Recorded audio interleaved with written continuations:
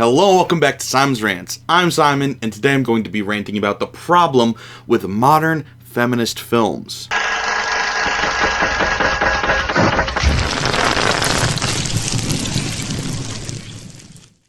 So welcome back everybody, and to all the new viewers I'm sure this video is going to get. It's been a while since I've done a rant, but hey, that's the name of the channel. So, yeah, quickly to just get into it, the problem with modern feminist movies is that women don't deserve rights. Alright, obviously I'm joking. Obviously this video is a bit clickbaity with the title. I'm gonna get it out of the way. I think the problem with the modern feminist movies is actually the men, believe it or not. So all of you incels, go away. I'm a feminist. I consider myself a feminist. Obviously, if you believe anything about women and men having equal rights, that should make you, therefore, a feminist. And so that's pretty clear and obvious. Every intelligent person on this planet should be a feminist. So why do I have an issue with the movies recently then? To get to my point, I first want to go back in time a little bit to when Poor Things came out. When I saw Poor Things, that movie was heralded as this great feminist think piece, if you will, and I remember watching it and loving how it was directed, loving the acting, loving the set design and the camera work. Everything about it looked and sounded great.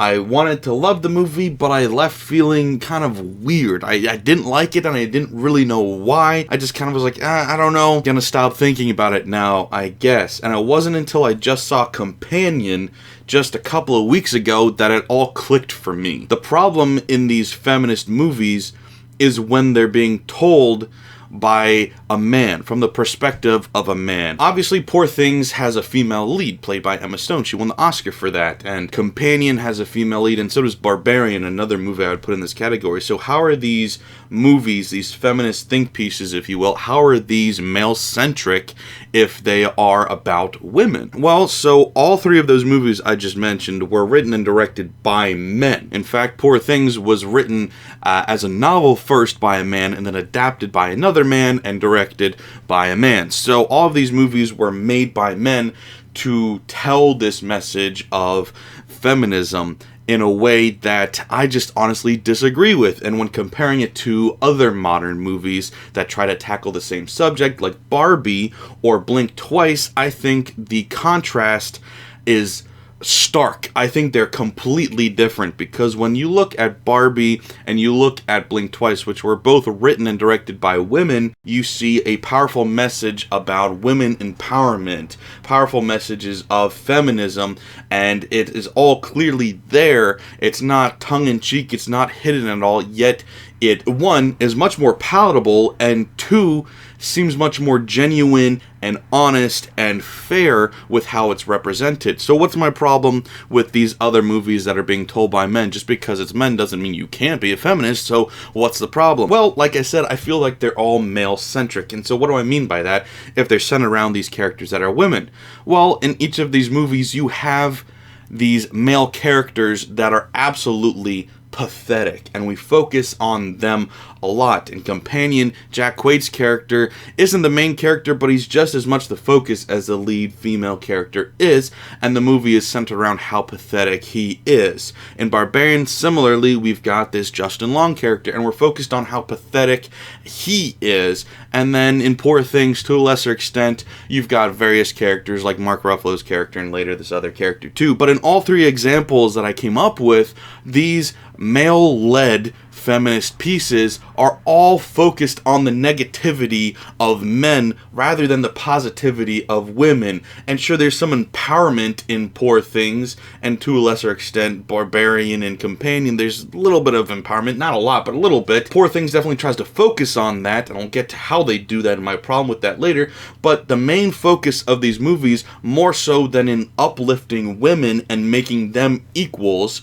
you are tearing down men and making them worse. Not even equals, making them pathetic, making them the lowest of the low. It's not really feminism, it is just self-centered ego and self-hatred that is very common in these kind of movies. I almost equate it to like when a white director or writer tries to make a movie about slavery or about black issues, race issues, and it's like, outside of Quentin Tarantino and Django Unchained, usually these movies are just one of two things. Either it is some sort of white savior complex movie, or it is a movie simply made by white people to make other white people feel bad, and oh, look at what the horrible things we did, shouldn't we feel bad? It's like, those movies are made for nobody. No black person I've ever talked to or met likes those kind of movies.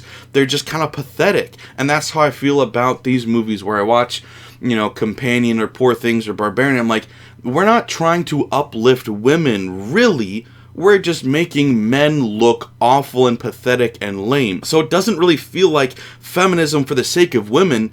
It feels performative and it feels self-serving because it's men talking about themselves and making themselves the issue and the focal point of this issue that they really aren't supposed to be a major part of. We're talking about women. Why are we shifting the focus back to men? And I'm not saying you couldn't make a great movie about how pathetic men are. If that's something you're passionate about, you can say that. Feel free to say anything you want in art. But when it comes to the messaging of feminism, I feel like you should kind of stick to what you know. Not saying that you can't talk about other people's issues and stuff, but like I said, I would much rather a story about a racial movement or a feminist movement be told by the people that are part of that movement and are telling their own story. Like I said, there are instances when somebody can tell a good story outside of their own experience. Like I said, Django Unchained is the first example that came to mind, and I love that movie. That movie's great, but that's rare. You know, oftentimes, like, I mean, Green Book was a movie that I enjoyed actually when it first came out, but after seeing the reaction, the backlash that a lot of people in the African American community had, I kind of researched why and looked into why, and I learned, oh wow, this movie is kind of patronizing. And so, like, I don't blame people for not being able to tell a story from outside of their perspective, but if that is something you're incapable of doing, then maybe you shouldn't tell that story. You know, so obviously men have their own perspective on the feminist movement, because, you know, it's a movement that we're not directly affected by so much. And so when we look at this movement, we're going to have a different reaction to it than a woman who's in this movement on the front lines trying to, you know, earn respect, get equality, get equity, all of those things. And, you know, men's approach to that can often be dumbed down and simplified to, wow, we suck. Same thing when white people feel the guilt about the slavery of the past ancestors. You go, wow, we sucked. We did this awful thing. And it's like, yeah, okay, that's a valuable lesson for you, but like, that's not the point of this all. Us sucking as a white man, I have a lot of history that like, oh, it's uncomfortable, it sucks. That's not the point. Obviously, you want to learn from your mistakes or your people, socioeconomic, whatever groups, mistakes. Sure, you want to learn from that, but that's not what this movement is about. You need to learn to shut up a little bit and let other people tell their stories. And yeah, I know, so you can look at Barbie and say, in that Ken was made into this idiot character. Isn't that the same thing? Not really, because he's not made into a despicable idiot. He's a lovable, funny, a relatable character that is, yeah, he's dumb, but I mean, when that movie came out, guys all over social media were saying, that's me, I am him, and yes, it's Ryan Gosling, so of course I was meme-ified a bit, but that's just how people reacted to it. In fact, I would say that social media almost made Ken a more important figure in that movie than Barbie, which is ridiculous, but that's how people reacted. Like, people loved Ken because even though he was stupid, even though he was in certain ways an antagonist in that film, he was made a real character that was understandable and relatable. So even when you disagree with the decisions he's making, you understand why he's making them. He's not a monster. He's just ignorant in certain ways. And both he and Barbie, in their own ways, had to learn lessons so that they could all move forward and have a goal of equality set in place, not just, you know, lowering this one people group into the ground and hating them. And then also in Blink Twice, which was such an underrated movie, I really love that movie. It is a much similar genre to Barbarian and Companion, yet it still maintains that even though there are these men that are characters that are despicable, it never makes them outright pathetic. They're still fully fleshed out characters that have motives, not great ones, you know, greed and power and all of that, but like still something that is understandable and relatable to at least some extent. They feel like real characters, you know, they're real villains. They're not just, oh, some pathetic loser that's just trying to, you know, get by being a loser and doesn't want to get caught doing that. I mean, looking at Companion, and I enjoyed that movie to an extent, but like, I don't think that movie even passed the Bechdel test. And if it did, it barely did. Really just scraped by, and I don't think it did. But, you know, if we're really trying to make a feminist movie, a movie about empowering women, and then we're not even passing the basis test for all movie and filmmaking on, like, how to not be sexist, that's insane. Like, we're not focusing on the women at all. That's, like, you know, the movie obviously is equating women to, like, sex toys and stuff and saying it's a negative thing, but you never go really anywhere beyond that to show why that's not true, other than, well, the guys doing this are pathetic and awful and lazy and idiots. Despite trying to say women are, you know, valuable members of society, you spend the majority of your time talking about how men are pathetic and losers. Now, Poor Things, I did mention, does that less than the other ones I mentioned, and it also does definitely pass the Bechdel test.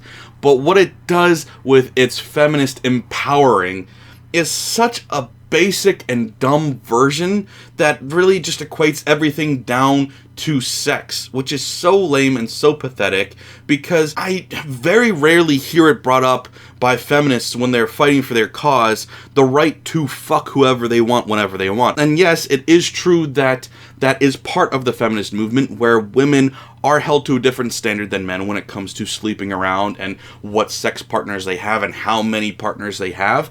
And so yes, that is a double standard that needs to be addressed, but the way it's focused on is something that I feel like no woman has ever focused on before. I don't want to speak for women, but when you're making this entire movie so much about this one part that completely glosses over everything that makes women intelligent and interesting and fascinating people, and just, you know, narrow it down to we want to fuck, it's like, that's such a man's interpretation of feminism that it really becomes pathetic in a whole different way. So yeah, I have such an issue with these modern takes on feminism in movies, because men are ruining it and making it about themselves. And yeah, Poor Things won some Oscars. Companion and Barbarian have been held up as pretty good movies. I think they're both kind of overrated, especially Barbarian. I did enjoy Companion on a minute. There was some fun parts, but like, to me, it's not feminism. To me, it is, like I said, the ego of man, self-reflecting. It sounds like the guy who wrote it started out as an incel, learned that that was bad, and so now is feeling guilty about it, and so making movies about how it's bad. And it's like, so this whole thing is a reflection of yourself and your own ego and what happened to you and how you feel.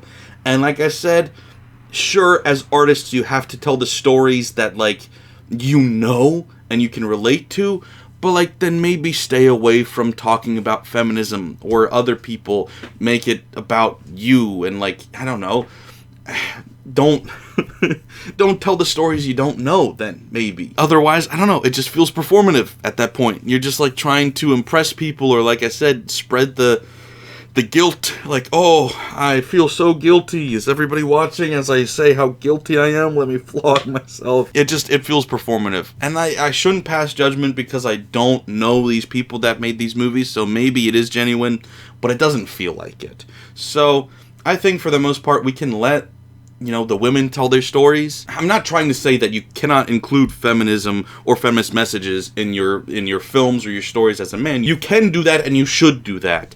But maybe if you're going to make a movie about why it's important, maybe you should take a back seat a little bit, be a producer, be involved somehow, but don't be the writer-director, because maybe you don't know what you're talking about and you're going to make it look or sound bad. But hey, I didn't do any research for this video at all. We're back to rants. It's been a while since I did one, but this was just something that it could have been a very controversial Facebook post, but instead I decided, why not set up a camera and rant about it a little bit? So that's just what I have to think. It's a weird series of very performative social justice movies I feel like we've gotten in the last few years, and I'm kind of tired of them because obviously, like I said at the beginning, I'm a feminist. I consider myself a feminist, and I want to do the best I can to empower women, but I feel like, it's a fad right now. And when people do it for the fad, do it for the attention, do it for approval or whatever, it really rubs me the wrong way. So I think we could all practice shutting up a little bit more often, myself included. So that was my rant for today. Thanks for watching, guys. Bye.